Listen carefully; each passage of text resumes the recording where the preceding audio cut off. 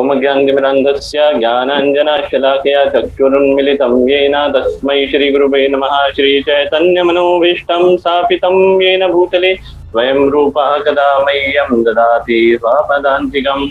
वन्देऽहं श्रीगुरु श्रीयुतपदकमलं श्रीगुरून् वैष्णवंश्च श्रीरूपं साग्रजातं सहगण रघुनाथान्वितं तं सजीवं साद्वैतं सावधूतं परिजनसहितं कृष्णचैतन्यदेवं श्री राधा कृष्ण पादान सहगण ललितान श्री विशाखान्वितां च हे कृष्ण करुणा सिंधु दीनबंधु जगतपते गोपेश गोपिका कांता राधा कांता नमस्तुते। सप्त कांचन गौरांगी राधे वृंदावनेश्वरी वृषभानुसुते देवी परमामि हरि प्रिये। वाञ्छाकल्पतरुभ्यश्च कृपा सिन्धुभ्येव च पतितानां पावनेभ्यो वैष्णवेभ्यो नमो नमः। जय श्री कृष्ण चैतन्य प्रभु नित्यानंद श्री अद्वैत गदाधर श्रीवासादि गौर भक्त वृंदा। हरे कृष्णा कृष्णा कृष्णा हरे हरे, हरे राम राम राम हरे हरे।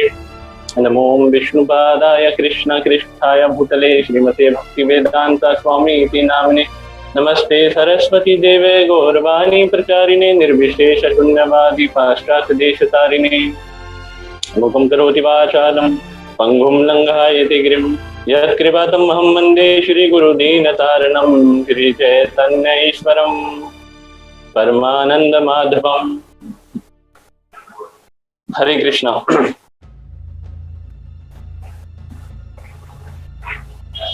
तो आज के सत्र में आपका बहुत बहुत स्वागत है। आज जिस विषय पर हम चर्चा करने जा रहे हैं वो है education series demon in disguise, यानी कि भीड़ की खाल में छिपा भेड़िया। तो लगभग आज से 5,000 साल पहले जो मथुरा नगरी थी उसमें राजा उग्रसेन का राज था, और राजा उग्रसेन का एक पुत्र था जिसका नाम था कंस, जो बहुत ही शक्तिशाली था। तो जो कंस था वो अपनी बहन देवकी से बहुत प्रेम करता था। तो आप ध्यान से सुनिएगा, इस कथा को कैसे हम रिलेट करेंगे आज के सिनेरियो से। तो वो अपनी बहन से बहुत प्रेम करता था, उस पे जान छिड़कता था। जब उसकी बहन देवकी की शादी वसुदेव से हुई तो कंस को बहुत खुशी हुई, और वो अपनी बहन देवकी और उसके पति वसुदेव को अपने रथ में बिठाकर और खुद रथ चलाकर लेके जा रहा था। सब कुछ ठीक था, तभी अचानक आकाशवाणी होती है। एक कंस देवकी की 8वीं संतान तेरा वध करे। तो उसका जो प्रेम था, जो तथाकथित उसके अंदर जो प्रेम का भाव था, वो खत्म हो जाता है। जैसे कि हम आज के संसार में देखते हैं, लोग सभी रिश्ते नातों को भूलकर हत्या जैसे जघन्य अपराध करते हैं। जब उनकी भौतिकता पर लात पड़ती है, यानी कि जब उनके भौतिक भोगों में बाधा उत्पन्न होती है, तो वो चाहे वो बाधा पहुंचाने वाला कोई भी हो, चाहे वो पिता हो, माता हो, पुत्र हो, बहन हो, बहनोई हो, कोई भी हो, लोग उनका खून कर देती है, जैसे कि हम इस भौतिक समाज में देखते हैं। तो उसी प्रकार मृत्यु तो ध्रुव है, वो कभी ना कभी होनी है। कंस को पता लग गया कि उसकी मृत्यु देवकी की 8वीं संतान के द्वारा होगी, तो जो उसका तथा कथित प्रेम था वो गायब हो गया और उसने तलवार उठा के देवकी को मारना चाहा। तभी वसुदेव जो हैं वो बीच में आते हैं और कंस से बोलते हैं कि तुम्हारा शत्रु तो मेरा 8वां पुत्र है, तो आप कृपया देवकी को मत मारो। देवकी आपकी बहन है और स्त्री है, अबला है, ये आपके लिए उचित नहीं होगा। और बहुत तत्व ज्ञान की बातें उसको समझाते हैं। तो कंस जो होता है वसुदेव की बात को मान जाता है और वसुदेव और देवकी को कारागृह में बंदी बना लेता है और इंतजार करता है कि कब वो 8वीं संतान उत्पन्न होगी।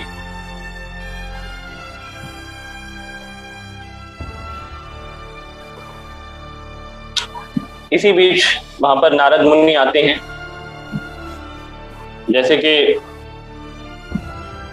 शास्त्रों में वर्णित है कि जो वैष्णव होते हैं उनके क्रियाकलापों को समझना मुश्किल ही नहीं, नामुमकिन है जब तक गुरु और गौरांग की कृपा नहीं होती।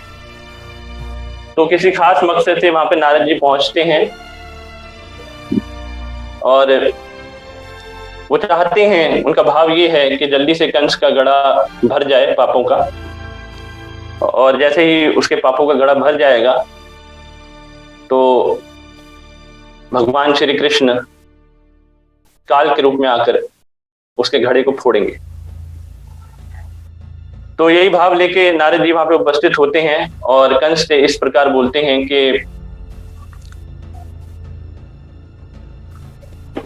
कमल के पुष्प की कौन सी पंखड़ी 8वीं है, इसको समझ पाना बहुत मुश्किल है। तो जो कंस होता है वो उनके इशारे को समझ जाता है और एक एक करके देवकी के 6 बच्चे जो उत्पन्न होते हैं उनको सबको मार देता है। जो 7वां बच्चा होता है, जो देवकी का 7वां पुत्र होता है, वो स्वयं बलराम जी होते हैं, जिनको योग माया के प्रभाव से, उनकी सहायता से रोहिणी के गर्भ में स्थानांतरित कर दिया जाता है। और उसके बाद उनका जो देवकी का 8वां पुत्र होता है वो भगवान श्री कृष्ण स्वयं होते हैं। तो उनको भी वसुदेव जो हैं गोकुल में छोड़ाते हैं और वहां से एक लड़की को लेके आते हैं अपने साथ। तो जब कंस देखता है कि 8वीं संतान एक लड़की है, तब भी उसकी क्रूरता खत्म नहीं होती और वो उसको उठाता है और जैसे ही पटकने लगता है तो वो लड़की हवा में उड़ती है और दुर्गा रूप धारण कर लेती है और कहती है, अरे मूर्ख कंस, तुझे मारने वाला कहीं जन्म ले चुका है। तो जो कंस है वो बहुत भयभीत हो जाता है, बहुत कांपने लगता है और सोचता है कि मैं अब देवकी वसुदेव को छोड़ दूंगा और पाप नहीं करूंगा।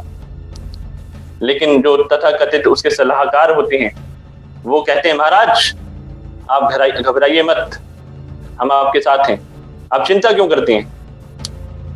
तो जो कंस है उसके घबराने का कारण ये था कि क्योंकि कंस जो था उसकी जो अधिष्ठात्री देवी थी जिसकी वो पूजा करता था वो स्वयं दुर्गा थी और दुर्गा ने ही बोला था कि तेरा काल जो है वो कहीं और प्रकट हो चुका है। लेकिन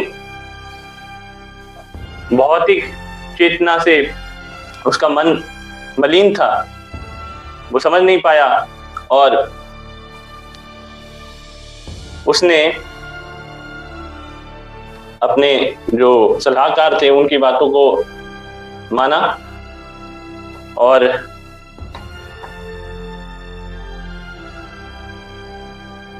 और उसने पूतना को बुलाया। किसको बुलाया? पूतना को। और उससे कहा कि जाके उसके काल का वध करो। तो पूतना आती है, बहुत सज धज के आती है और ढूंढती है कंस के काल को, भगवान श्री कृष्ण को, और इसी बीच कई बच्चों की वो हत्या कर देती है।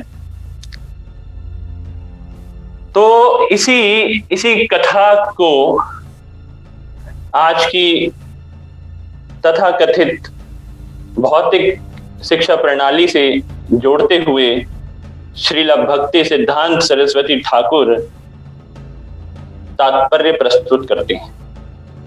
लेकिन उस तात्पर्य को प्रस्तुत करने से पहले हमें यह समझना पड़ेगा कि श्रील भक्ति सिद्धांत सरस्वती ठाकुर कौन है। तो श्रील भक्ति सिद्धांत सरस्वती ठाकुर वो हैं जिन्होंने 7 साल की उम्र में भगवत गीता पर प्रवचन देना शुरू करा था, और उससे पहले उन्होंने भगवत गीता, भागवतम जैसे ग्रंथों को कंठस्थ कर लिया था। श्रील भक्ति सिद्धांत सरस्वती ठाकुर वो हैं जिन्होंने 11 साल की उम्र में शॉर्ट हैंड राइटिंग के नए वर्जन, जिसे बिकेंटो कहते हैं, उसका आविष्कार किया था।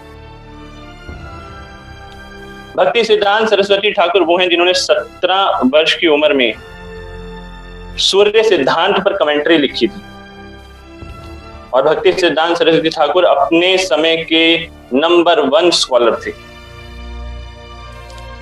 उनके शब्दकोश में 90,000 शब्द थे, और जब वो लेक्चर देते थे तो जो अंग्रेज है ना, वो डिक्शनरी लेके बैठते थे, क्योंकि उनकी इंग्लिश इतनी हार्ड होती थी कि उनके दिमाग के ऊपर से निकल जाती थी।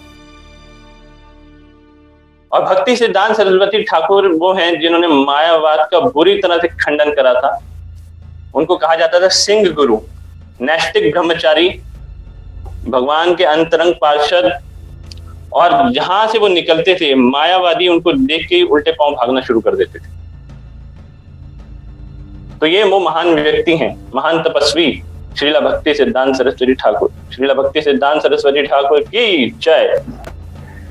तो ये जो महापुरुष हैं, इनके माध्यम से हम इस चीज को समझेंगे।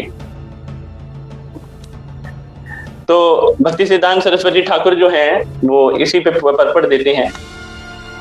क्या परपट देते हैं कि जो कंस है वो कौन है? कंस जो है एम्पेरिसिस्ट है। एम्पेरिसिस्ट कौन होते हैं? एम्पेरिसिस्ट वो होते हैं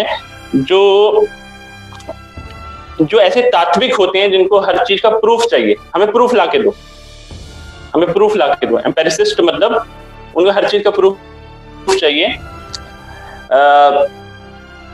अगर उनसे कहे कोई कि आप उनसे कोई कहता है कि किसी अचिंत्य चीज को समझने का प्रयास करो, जो कि लॉजिक से नहीं समझी जा सकती, तो वो कहते हैं कि ये जो कंस जैसे लोग हैं वो कहते हैं कि ये सब जो ऐसी बातें कर रहे हैं ना, जो अचिंत्य चीजों की बातें कर रहे हैं, ऐसे लोग जो हैं वो ठग हैं। तो कहने का मतलब ये है कि कंस के अंदर ये बीमारी है कि वो हर चीज को लॉजिक से समझना चाहता है। मैं आपसे पूछता हूं कि माँ के प्रेम को आप लॉजिक से समझ सकते हैं? नहीं। ऐसी असंख्य चीजें हैं जिसे हम लॉजिक से नहीं समझ सकते। अपनी छोटी बुद्धि से हम छोटा सोच सकते हैं, लेकिन शास्त्र हमें आईना दिखाता है। तो कंस जो है वो इस तरह का व्यक्ति है जो हर चीज को लॉजिक से समझना चाहता है, और जो भगवान में विश्वास करता है, जो भगवान की पूजा करता है, उन लोगों को वो ठग बताता है। और वो कहता है कि ये लोग जो हैं दोगले हैं, हिपोक्रेट्स हैं, और इसी आडंबर को रचने के लिए इन्होंने धर्म बनाए हैं। ये कंस की अपनी फिलॉसफी है। तो उसका मिशन है, उसका क्या मिशन है कि धर्म को उठने मत दो। ही वॉन्ट टू किल धर्मा। और धर्म को खत्म करने के लिए भगवान का खत्म होना बहुत जरूरी है। तो इसलिए वो चाहता है कि भगवान कृष्ण को वो खत्म करे। तो भक्ति सिद्धांत सरस्वती ठाकुर इस विषय में बता रहे हैं कि मतलब आजकल के जो तथाकथित अमीर लोग हैं, जो मायावादी हैं, बहुत पैसा है जिनके पास, या फिर जो बहुत अमीर लोग हैं, एथिस्ट हैं, तो वो कंस की भूमिका निभाते हैं। तो कंस क्या चाहता है? कंस चाहता है कृष्ण को मारना, और कंस जो है इसके लिए रिसर्च करता है, वो ढूंढता है कि कौन मारेगा कृष्ण को, कौन मेरा साथ देगा।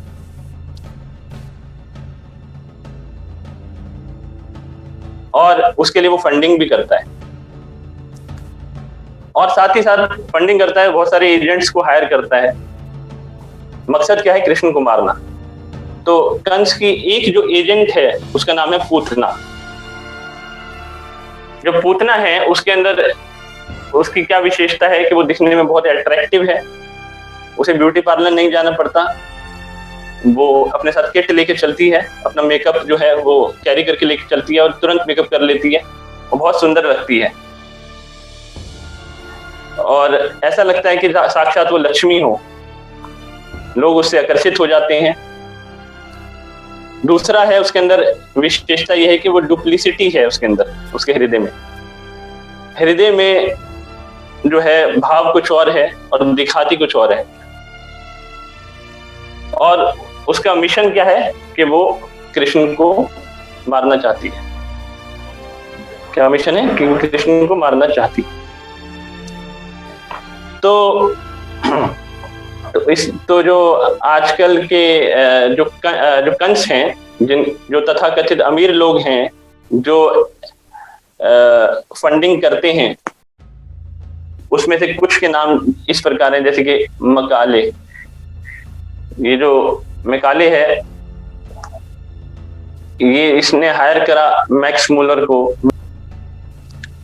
ये मैक्स मूलर जो हैं और ये विलियम जोन्स जो हैं, ये पूतना है ना, और मकाले जो है वो कंस है। इसने हायर करा इन लोगों को, मैक्स मूलर को। और इन लोगों ने क्या करा, मैक्स मूलर और विलियम जोन्स ने, इन्होंने हमारे जो स्क्रिप्चर्स होते हैं उनको बदल दिया और उन्होंने इनको कहा कि ये जो भारतीय संस्कृति है, भारतीय शास्त्र हैं, ये क्या है? माइथोलॉजी। माइथोलॉजी का मतलब होता है झूठ है, पूरी कल्पना है। इन्होंने सांप्रदायिकता को बढ़ावा दिया, कम्युनलाइजेशन को बढ़ावा दिया।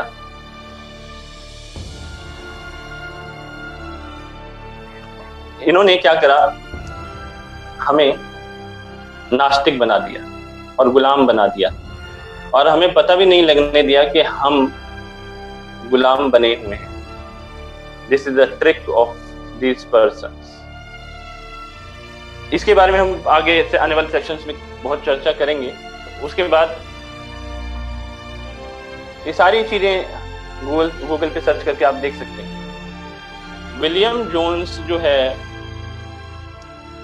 ऑक्सफोर्ड यूनिवर्सिटी में अगर आप जाते हैं तो आज भी इसकी दीवारों के ऊपर जो है इसके चित्र को बनाया गया है। ये कुछ करप्ट ब्राह्मण्स को लेके गया था अपने देश में, और वहां जाकर इसने जो है अनुसमिति है, इसको उसने चेंज कर दिया था। और वो फोटो जिसमें इसने ये चेंज करा था, वो फोटो वो चित्रित है, वहां पर लिखा भी हुआ है नीचे। ये हम नहीं कह रहे, अगर आप सर्च करेंगे नेट पे तो आपको दिख जाएगा। तो अब हम समझने का प्रयास करते हैं कि हमारा जो भारतीय कल्चर है वो क्या था। तो जब हम, आपको पता है कि जो भरत जो हैं, जब उनको पता चला कि राम जी जो हैं उनको वनवास भेज दिया गया है, तो जो भरत हैं वो मंदाकिनी नदी के तट पर चित्रकूट में गए राम जी को राम जी के आश्रम में और उनसे प्रार्थना करी कि भैया आप चलिए और राज्य करिए।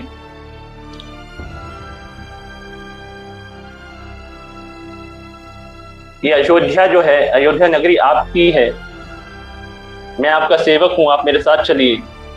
तो राम जी बोलते हैं, सबसे पहले राम जी कैसे बोलते हैं, राम जी कहते हैं कि वहां पे सब कुशल मंगल तो है, आप ठीक हो, आपका स्वास्थ्य ठीक है। सबका कुशल मंगल पूछने के बाद राम जी कहते हैं कि जो हमारे पिता की आज्ञा है ना, वो हम पर भारी है, हम दोनों पर भारी है।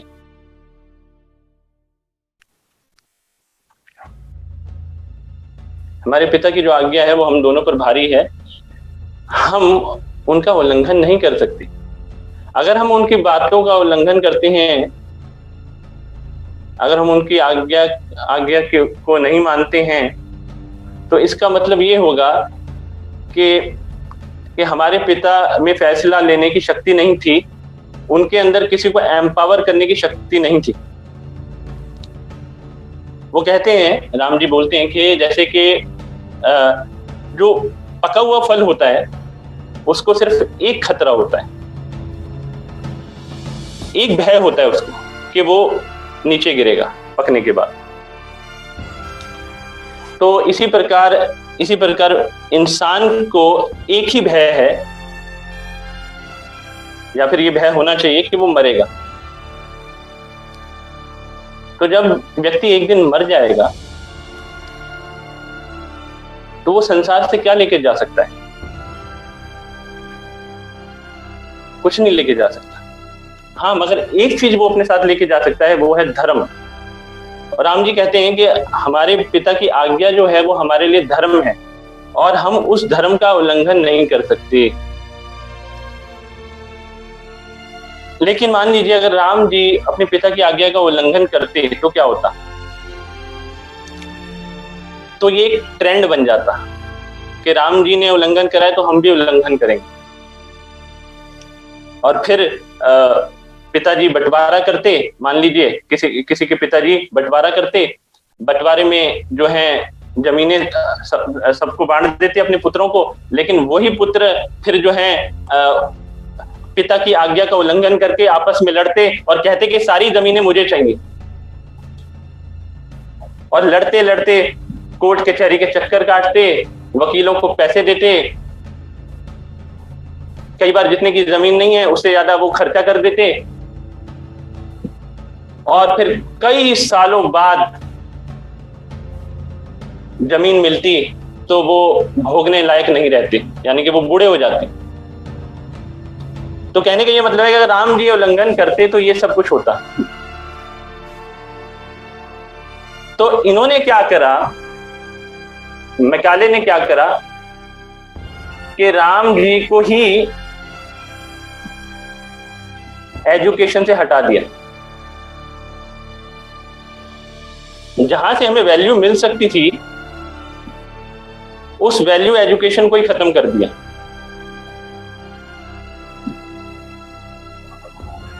तो जब आजकल के बच्चे, जो आजकल के बच्चे हैं, ये बच्चा है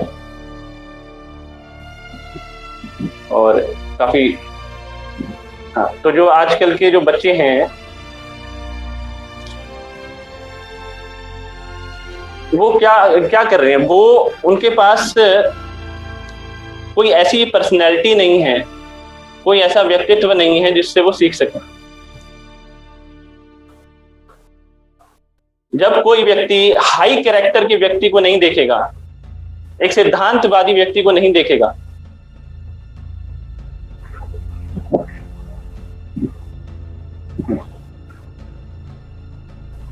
तो वो क्या करेगा? वो लड़ेगा, खून करेगा, औरतों की इज्जत लूटेगा, यानी कि रेप्स करेगा। और जब उसके अंदर गिल्ट की फीलिंग आएगी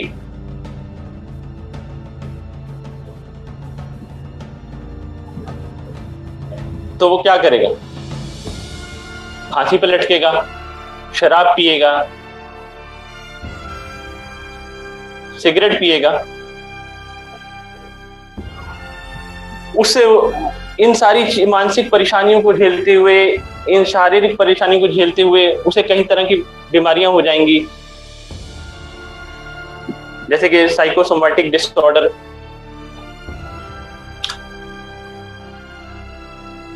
और फिर वो हॉस्पिटल पहुंचेगा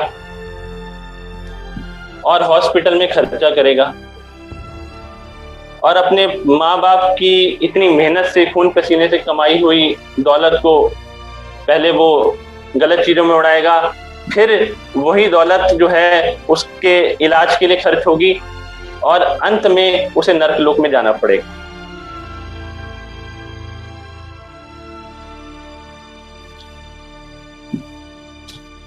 तो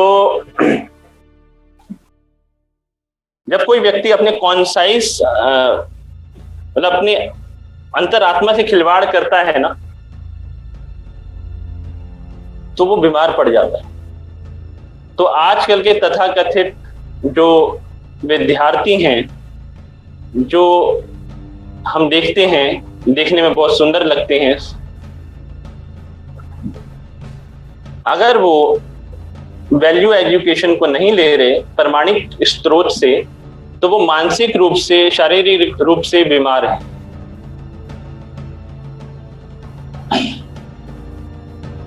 क्योंकि उन्होंने ना तो रामायण पढ़ी, ना महाभारत पढ़ी, ना भगवत गीता पढ़ी। इसी वजह से देखते हैं हम कि जो जितने भी यूथ हैं,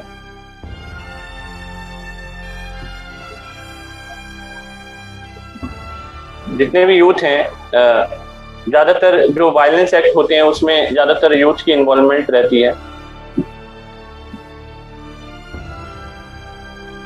हाइपरटेंशन, डिप्रेशन, एडिक्शन, स्ट्रेस, ये सब यूथ को होता है।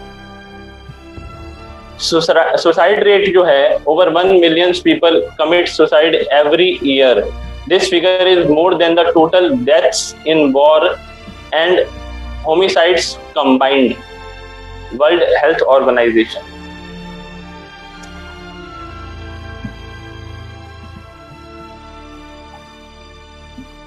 और क्या करते हैं वो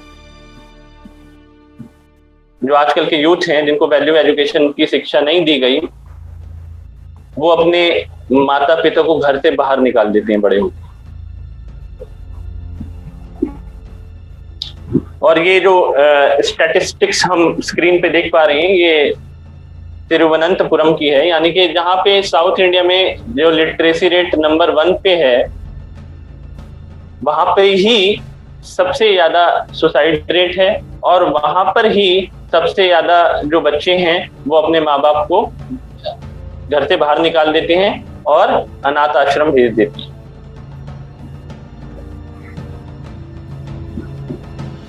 So the demand for old age homes in India is going to increase rapidly, according to a 2018 study.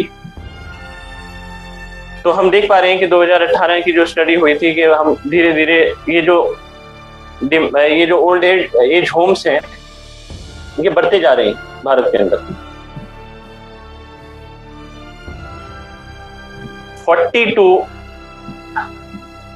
40%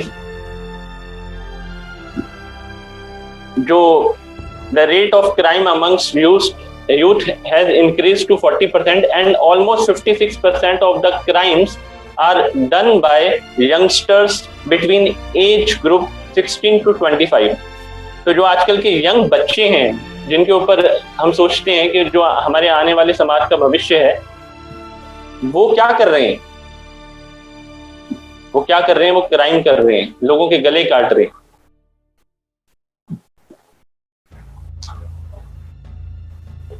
तो भक्ति सिद्धांत सरस्वती ठाकुर कहते हैं कि जो पूतना है वो आज की मॉडर्न एजुकेशन है।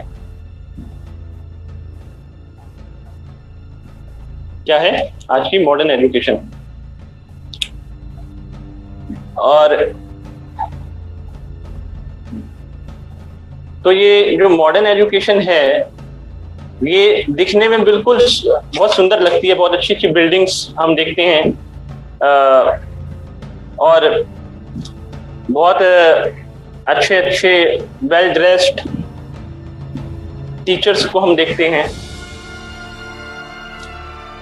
बहुत अच्छी एलोक्वेंट इंग्लिश बोलते हैं वो, बहुत सारे सपने दिखाते हैं वो। तो ये बिल्कुल उस पूतना की तरह है जो किसी को ये नहीं पता लगने देती कि उसके मन में क्या है। तो आजकल के ये तथाकथित जो स्कूल कॉलेजेस हैं, जो हमारी भारतीय संस्कृति को भूल चुके हैं, इनका विजन यही है कि हमारे भारतीय संस्कृति से धर्म को हटाना, हमें नास्तिक बनाना। लेकिन ये इस ढंग से काम करते हैं कि हम समझ नहीं पाते, और हम पेरेंट्स जो हैं वो खुद जो हैं बच्चों को, जैसे पूतना जब आई थी तो पूतना के पास जो है जितने भी वहां पे जितनी भी माएँ थी बच्चों की, वो पूतना को समझ नहीं पाई और पूतना के पास अपने बच्चों को भेजने लगी, और धीरे धीरे बच्चे मरने शुरू हो गए। तो उसी प्रकार जो मॉडर्न एजुकेशन है, जब तक हम इसको समझेंगे नहीं, जब तक हम हंस नहीं बनेंगे, हंस मतलब जब दूध का दूध और पानी का पानी कर दे, जब तक हम ऐसा विजन नहीं होगा हमारा, तो हम बहुत बड़े खतरे में पड़ जाएंगे। दूसरे हैं आजकल के जो मॉडर्न चर्चेज हैं। तो जो मॉडर्न चर्चेज हैं वो क्या हैं? उन्होंने हमारी जो नेचुरल जो फ्रीडम है, जो स्वतंत्रता है, उस पर भी रोक लगा दी है। उन्होंने क्या करा है कि भौतिकतावाद को धर्म के नाम का चोला पहना दिया है।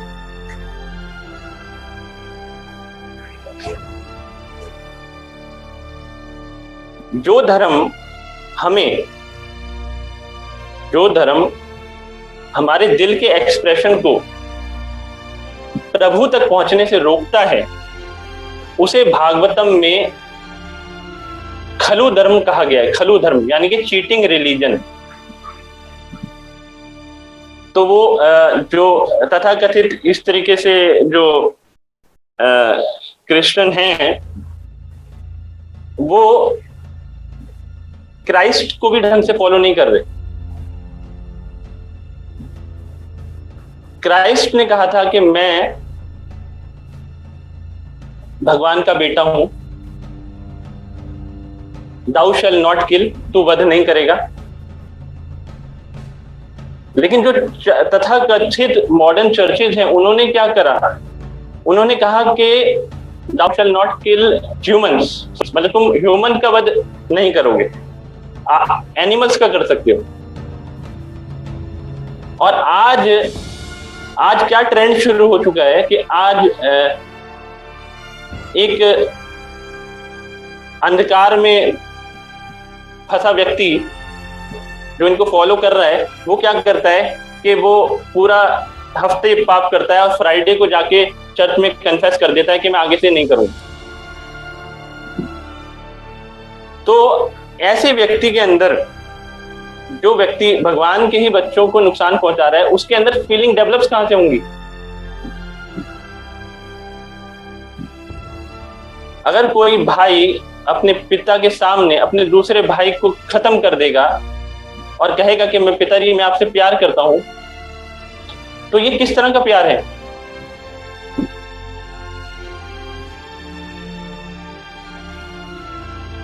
तो जो हमारी नेचुरल फ्रीडम है, नेचुरल फ्रीडम क्या है? कि आत्मा की नेचुरल फ्रीडम ये है कि वो भगवान का अंश है और भगवान के पास जाना चाहता है और भगवान से प्रेम करना चाहता है। उसके ऊपर भी चेक पॉइंट लगा दिए गए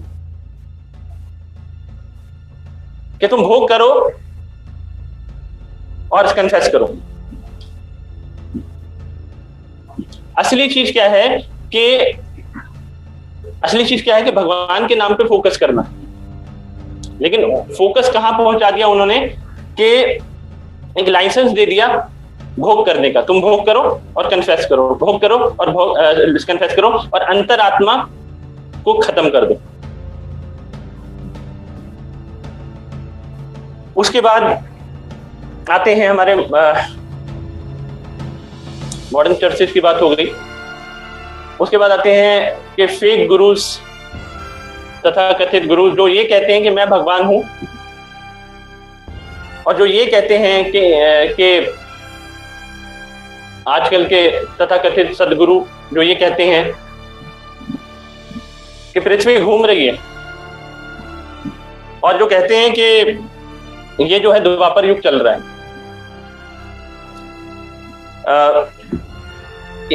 मैं तो कहने का ये मतलब है कि भागवतम के पहले स्कंद के पहले अध्याय के दूसरे नंबर श्लोक में कहा गया धर्म प्रोजितो कीटपत्र।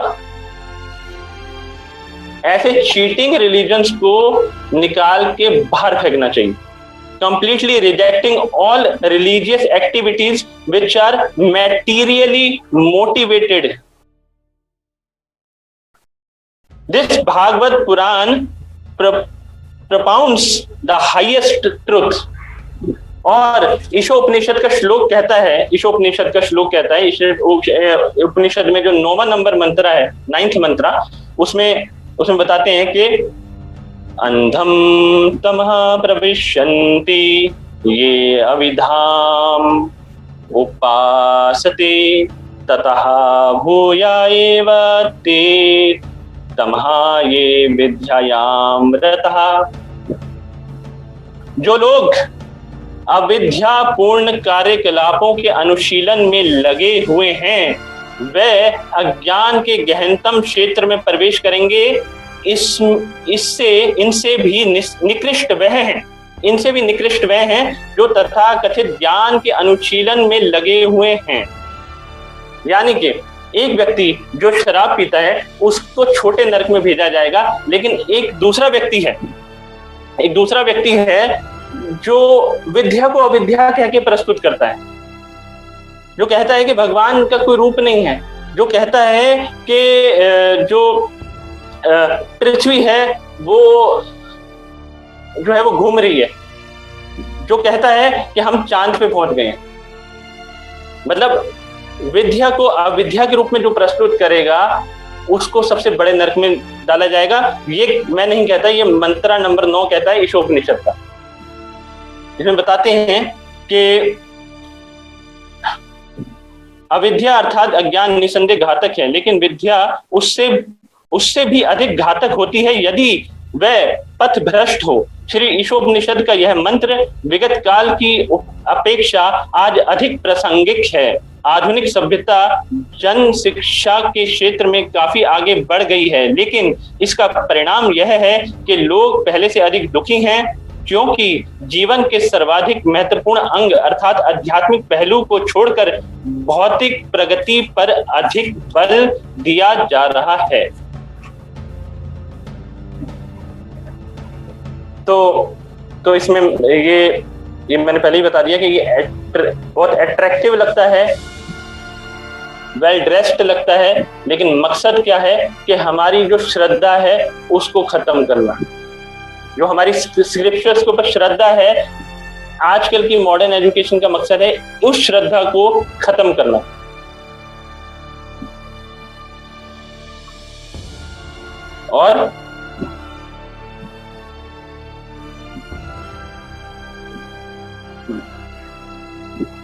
और इससे क्या होगा कि हम बन जाएंगे भोगी, रोगी और अंत में हमारी मृत्यु हो जाएगी।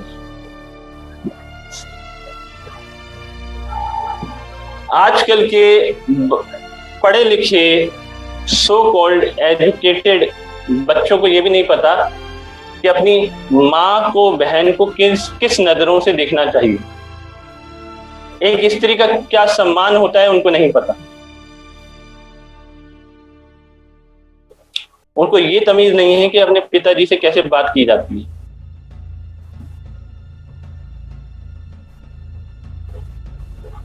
किस तरीके से खुद कष्ट उठा के एक मजबूर आदमी की हेल्प की जाती है, आजकल के नौजवानों को नहीं पता। इसका कारण क्या है? इसका कारण यही है जो अभी मैंने बताया आपको। पूतना। पूतना कौन है? Modern education, modern churches, TV, video games.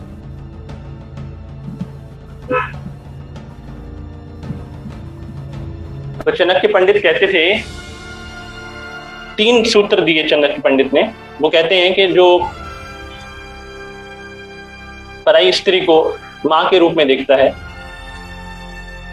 जो दूसरे के धन को पत्थर समझता है, जो सब लोगों को अपने समान समझता है।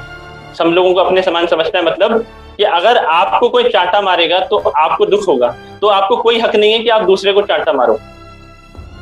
जब आपको कोई सुई चुभाएगा तो आपको दर्द होगा, खून निकलेगा, तो आपका कोई हक नहीं है कि बेजुबान जानवरों को जो बोल नहीं सकते उनको टमाटर गाजर की तरह काटो।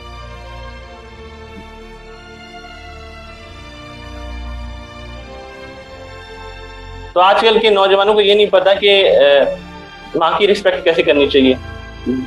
गाय माता, गाय को माँ के समान मतलब गाय जो है वो माँ है,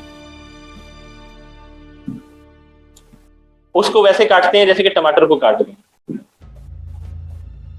टमाटर और गाय में फर्क करना भूल गए हैं आजकल के नौजवान। तो चाणक्य पंडित कहते हैं कि जो इस तरीके से देखता है, ये 3 चीजें जो मैंने अभी बताई, वो वास्तविकता में देखता है, और बाकी सब जो लोग हैं वो अंधे हैं। तो you can buy anything with money, but sanskar can only be given by parents from strong cultural roots. तो जैसे कहते हैं ना कि पहले जमाने में कहते थे, if money is lost nothing is lost, if health is lost something is lost, but if character is lost everything is lost. तो जब हम, अगर आप पेरेंट्स हैं, अगर आप सुन रहे हैं, तो अगर हम बच्चों को वैल्यू एजुकेशन नहीं देंगे, ये नहीं बताएंगे भगवत गीता, भागवतम, रामायण, इनकी इसके अंदर जो वैल्यूज हैं, इसके अंदर जो हाई कैरेक्टर्स हैं, वो शिक्षाएं नहीं देंगे, तो जो हमारी जड़ें हैं ना वो खत्म हो जाएंगी। और यही बच्चे हमें अनाथ आश्रम तक छोड़ के आएंगे, यही बच्चे सुसाइड करेंगे, और यही बच्चे बड़े होकर आतंकवादी बनेंगे।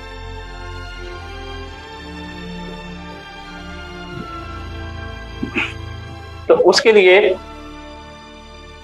तो ये चीज करने के लिए ना हमें साधना करनी पड़ेगी। शास्त्रों को पढ़ने के लिए दृढ़ संकल्प लेना पड़ेगा। अच्छा संग लेने के लिए हमें सेल्फ मोटिवेटेड होना पड़ेगा, और ऐसे लोग जो भगवान की सेवा करते हैं उनकी सेवा करनी पड़ेगी, तभी ये संस्कार हमारे अंदर घुसेंगे।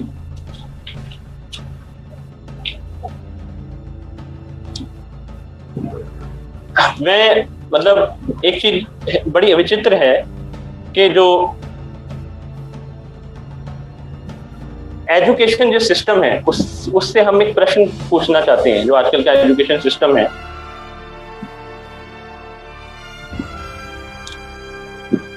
कि जीवन में जब रिवर्सल्स आती हैं, जीवन में जब अप एंड डाउन्स आते हैं, क्या आज का एजुकेशन सिस्टम हमें ये सिखा रहा है कि उन अप एंड डाउन में हमें अपने चरित्र को, अपनी मानसिकता को, अपने संतुलन को किस तरीके से बना के रखना है? तो आंसर यही होगा कि नहीं बता रहा।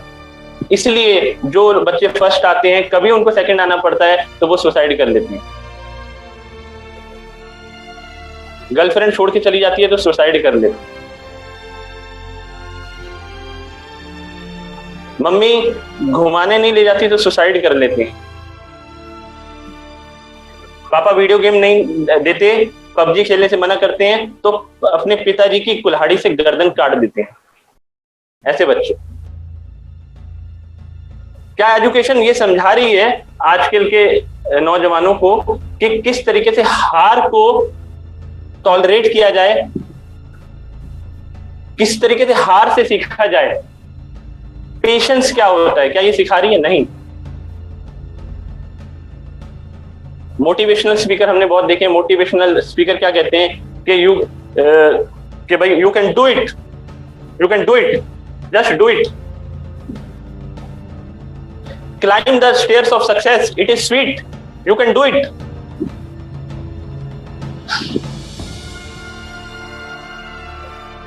असली खिलाड़ी वो है जो अपनी हार को जीत के रूप में एक्सेप्ट करता है। ये जो जितने भी डू इट करने वाले मोटिवेशनल स्पीकर हैं, जो बिना वैल्यू एजुकेशन के, बिना भगवत गीता को पढ़े, बिना भागवतम को पढ़े ऐसे बोलते हैं, वही मोटिवेशनल स्पीकर सुसाइड करते हैं।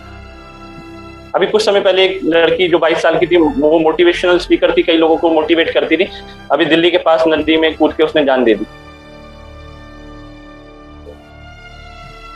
एक बहुत पहले हीरो भी था, उसके बारे में भी आपने सुना होगा, उसने भी सुसाइड किया। तो ऐसे अनगिनत केसेस हैं, अनगिनत केसेस हैं जो लोग कर रहे हैं सुसाइड। आप ये देखिए कि मतलब सोच कितने रहे होंगे, जो कर रहे हैं वो तो कर रहे हैं, लेकिन सोच कितने रहे होंगे सुसाइड करने के बारे में।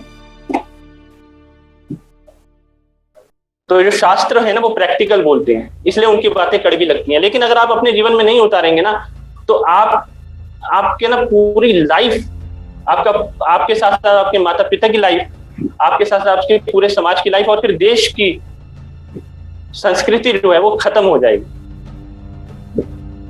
आप देखिए रामायण में क्या था। रामायण में खाली सक्सेस स्टोरी नहीं थी। राम जी को बार बार हारना पड़ा। पहले वो उनका राज्य उनसे छीना गया, वो जंगल में जाना पड़ा। सीता मैया को भी सफरिंग हुई, कितने सारे राक्षसों ने अटैक करा, फिर सीता मैया को रावण हर के ले गया। उसके बाद इतने सारे उतार चढ़ाव देखे, बड़ी मुश्किल से लंका तक पहुंचे। इतने सारे कठिन परिस्थितियों को झेलने के बाद, इतने सारे दुख को झेलने के बाद, इतने बड़े वियोग को झेलने के बाद दशरथ जी चले गए थे। भरत राम जी के लिए विलाप कर रहे थे। तो राम जी की लाइफ में आप देख सकते हैं, भगवान ने दिखाया कि मेरी लाइफ में कितना दुख आया और सक्सेस सिर्फ एक मिली कि रावण मारा गया। लेकिन राम जी जो थे, जो स्वयं भगवान हैं, अपने आचरण से सिखा रहे हैं कि हार की स्थिति में भी किस तरीके से अपने दिमाग को ठिकाने पे रखा जाए। राम जी जो स्वयं राजा थे, कठिन परिस्थिति में उन्होंने वन में कंदमूल खाए।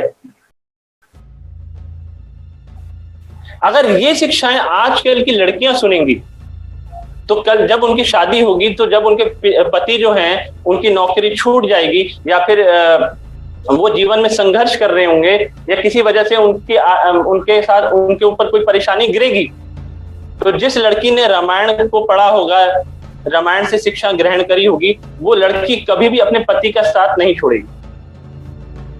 इसे कहते हैं वैल्यू एजुकेशन। तो ये इतनी जरूरी है हमारे समाज के लिए।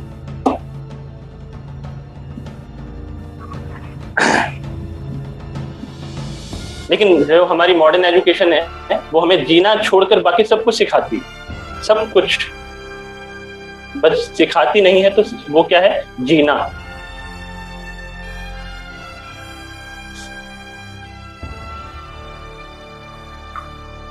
तो ये जो 4S हैं, जो कृष्णा कॉन्शियसनेस के अंदर, इसको समझना बहुत जरूरी है। तो प्रभुपाद कहते थे कि यह कृष्ण भावनामृत आंदोलन प्रामाणिक, व्यवहारिक एवं सरल है। और प्राय बुद्धिमान व्यक्ति इस तथ्य को जानकर हमारे साथ जुड़ेंगे। हमारा कार्यक्रम केवल हरे कृष्ण कीर्तन करना, नियमित सिद्धांतों का पालन और बिना किसी मिश्रण के इस दर्शन का प्रचार करना है। यदि हम दृढ़ता से इस नीति का पालन करते हैं तो हमारे अच्छे आदर्श से लोग इस महान आंदोलन के प्रभाव को देख पाएंगे।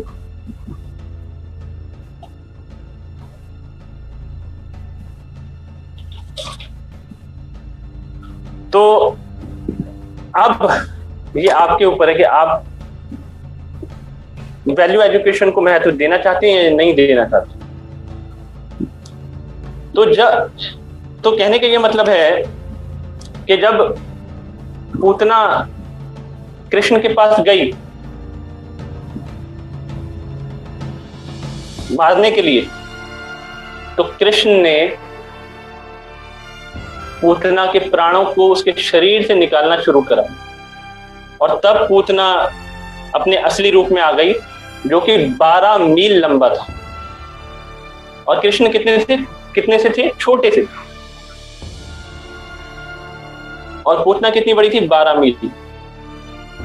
और कृष्ण ने पूतना के हृदय में जो सारा जहर था उसको निकाल लिया और उसको शुद्ध कर दिया और उसे धात्री की गति प्रदान करी, मां की गति प्रदान करी। तो उसी प्रकार अगर आप हंस बनेंगे, भगवान आपको हंस बनाना चाहते हैं,